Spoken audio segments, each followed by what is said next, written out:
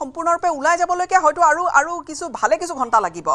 পানী উলিয়াই থকা হৈছে পানী হিচি থকা হৈছে কিন্তু সমস্যাৰ সমাধান ক'ত আৰু একে ধৰণে আপুনি এই মুহূৰ্তত ক'ত উপস্থিত আছে সেয়া আমাক জনাওক আৰু এই পানী ওলাই যাবলৈ কিমান সময় লাগিব গীতাশ্ৰী ইতিমধ্যে আপুনি কৈছে পানী ওলাই যাওঁতে কিছু সময় লাগিব যেহেতু পুৱাৰ ভাগৰ পৰা ইয়াত যথেষ্ট পানী আছিলে কিন্তু পৌৰ নিগমৰ অধীনত 4টাকৈ বিশাল পাম্পে ইয়াত পানী সিঁচি থকা হৈছে তৎসত্ত্বেও কিন্তু আমি য'ত উপস্থিত আছোঁ আমি নবীন নগৰৰ দিশে অৰ্থাৎ অনিল নগৰৰ আনটো দিশে উপস্থিত আছোঁ আৰু মোৰ সতীৰ্থ বলেন ভট্টাচাৰ্য উপস্থিত আছে অনিল নগৰৰ দিশে গতিকে এই অঞ্চলটোত মই আপোনালোকক দেখুৱাম যে এই অঞ্চলটোতো এই মুহূৰ্তলৈকে কিন্তু পানী কমাৰ কোনো চিনচাপ দেখিবলৈ পোৱা যোৱা নাই কাৰণ এই মুহূৰ্ততো এই অঞ্চলটো এই দিশৰ পৰা যদি আপুনি চাই যে ফুটপাথলৈকে পানী উঠি আছে আৰু এই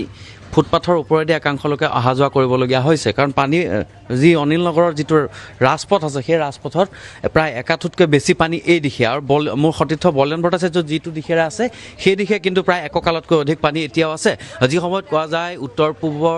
গুৱাহাটী উত্তৰ পূবৰ দুৱাৰমুখ বুলি কোৱা হয় গুৱাহাটীত আধুনিকীকৰণৰ কথা কোৱা হয় বা গুৱাহাটীক এখন নতুন ৰূপ দিয়াৰ কথা কয় সেই সময়ত কিন্তু অনিল নগৰ অথবা নবীন নগৰৰ কথাই নহয় আপুনি যদি হাতীগাঁৱৰ দিশে যায় হাতীগাঁও ফালে চাবলৈও কিন্তু একেধৰণৰ পৰিৱেশে দেখা পাব যে ইয়াত এজাক বৰষুণ দিয়াৰ লগে লগে ইয়াৰ বৰষুণে মানে সমগ্ৰ পথ উপচাই পেলাই আৰু এই যি সমস্যা এই সমস্যা আজিলৈকে সমাধান হোৱা নাই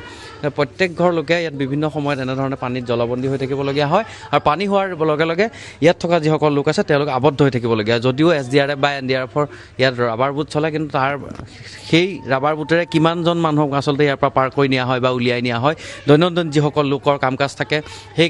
সেইসকল লোকেও ইয়াত তেওঁলোকৰ কাম কাজ কৰাৰ ক্ষেত্ৰত যথেষ্ট অসুবিধাৰ সন্মুখীন হয় অফিচ কাছাৰী ক্ষতি হয় আৰু সমান্তৰালভাৱে ঘৰৰ ভিতৰত পানী সোমোৱাৰ লগে লগে এই অঞ্চলটোত বহু লোকৰ প্ৰত্যেক বছৰে বহু লাখ লাখ টকাৰ সা সামগ্ৰী ধ্বংস হয় বা নষ্ট হয় গতিকে এই মুহূৰ্তত এটা কথা ক'ব লাগিব যে যি সময়ত স্মাৰ্ট চিটি বনোৱাৰ কথা কয় যি সময়ত উত্তৰ পূবৰ দুৱাৰমুখ বুলি কোৱা হয় গুৱাহাটীক সেই উত্তৰ পূবৰ দুৱাৰমুখ কিমান উন্নত বা কিমান আধুনিকীকৰণ হৈছে যিহেতু অনিল নগৰ নবীন নগৰ বুলি কোৱাৰ লগে লগে ইয়াত বিভিন্ন সময়ত বিভিন্ন প্ৰকল্প গ্ৰহণ কৰিছে ফুটপাথটো আঁতৰাই নলা নৰ্দমা নিৰ্মাণ কৰা হৈছিলে যাতে পানীখিনি ওলাই যায় বাহিনীত পৰেগৈ কিন্তু সেই একেখিনি কামেই বছৰৰ পিছত বছৰ কৰি আছে কিন্তু পানীও সেই এজাক বৰষুণ দিয়াৰ লগে লগে ইয়াত পানী হয় গতিকে আপুনি যদি চাই যে উন্নয়নৰ নামত উন্নয়ন হৈ আছে কিন্তু জনসাধাৰণৰ উন্নতি হোৱা নাই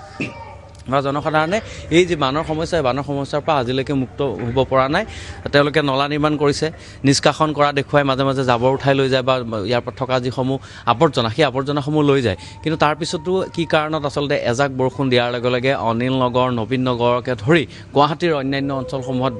বানপানীৰ এটা সমস্যা আৰু এই কৃত্ৰিম বানে জ্বলাকলা খুৱাই থকা এই অঞ্চলবোৰ আচলতে গুৱাহাটীৰ আজি বহু বছৰ ধৰি গুৱাহাটীত কৃত্ৰিম বানপানী বুলি কোৱাৰ লগে দুটা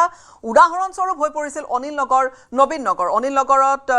সতীৰ্থ বলেন উপস্থিত আছে নবীন নগৰত আপুনি পৰিৱেশ দেখুৱাই আছে এতিয়া কথাবোৰ এনেকুৱা হৈছে যে নতুন নতুন ঠাইতো পানী হ'বলৈ আৰম্ভ কৰিছে পূৰ্বে আজি 2-3 বছৰৰ পৰা তেনেকুৱা বহু অঞ্চলত পানী হোৱা আৰম্ভ কৰিছে কেতিয়াবা শেহতীয়া উদাহৰণ এনেকুৱা হৈছে যে পাহাৰৰ পানী নামিছে বা পথ কৰবাত আন ঠাইত বৰষুণ হোৱাৰ বাবে পানী হুৰাহুৰে সোমাই আহিছে এই ধৰণৰ ঘটনা আমি জানে 6 মাইলৰ ওচৰত আমি দেখিছোঁ যে বৰষুণ গুৱাহাটীত হোৱা নাই কিন্তু তাৰ পিছতো পানী হৈছে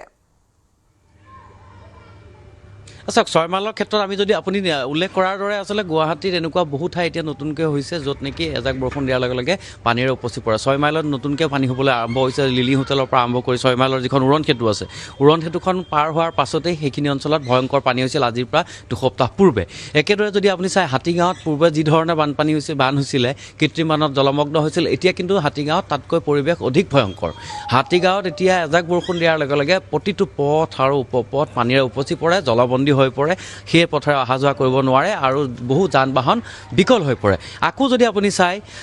পাঞ্জাবাৰী জুৰিপাৰৰ কথা কওঁ জুৰিপাৰত এটা নৰ্দমা নিৰ্মাণ কৰি আছে যি লাচিত নগৰ আৰু অনিল নগৰ আৰু নবীন নগৰৰ কথা যি ধৰণে এটা উদাহৰণ হৈ পৰিছিলে এটা সময়ত কৃত্ৰিম বান বুলি কোৱাৰ লগে লগে গুৱাহাটীত সকলোৱে জানে সমগ্ৰ অসমবাসীয়ে সদায় গম পাইছিলে যে অনিল নগৰ আৰু নবীন নগৰ বৰষুণ দিছে যদি বানত ডুবিব এতিয়া দেখিবলৈ পোৱা গৈছে যে জুৰিপাৰ পাঞ্জাবাৰীৰ জুৰিপাৰৰ কথা ক'বলৈ যাওঁ তেতিয়াহ'লে জুৰিপাৰৰ যিটো নলা নিৰ্মাণ কৰি থকা হৈছে তাৰ পথৰ পৰা 3 ফুটতকৈ ওপৰত নিৰ্মাণ কৰিছে আৰু সেই পথটো বছৰৰ 12 মাহে বোকা কদৰ্য হৈ থাকে আৰু এইবাৰো সেই তেনেধৰণৰ এটা পৰিৱেশৰ সৃষ্টি হৈছে তো তেনেধৰণৰ বহু নতুন নতুন ঠাই আজিৰ তাৰিখত নতুনকৈ জলমগ্ন হ'বলৈ আৰম্ভ কৰিছে আৰু নলা নৰ্দমা নিৰ্মাণ কৰিছে ঠিকেই পৌৰ নিগমে বা গুৱাহাটী মহানগৰ উন্নয়ন প্ৰাধিকৰণে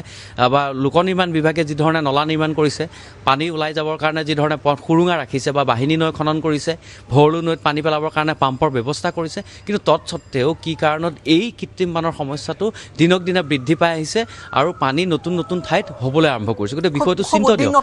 ইয়াৰ পিছত কি গুৱাহাটীৰ অৱস্থা কি হ'ব সেয়া আচলতে সকলোকে ভাবিবলৈ চৰ্চা কৰিবলৈ বাধ্য কৰিছে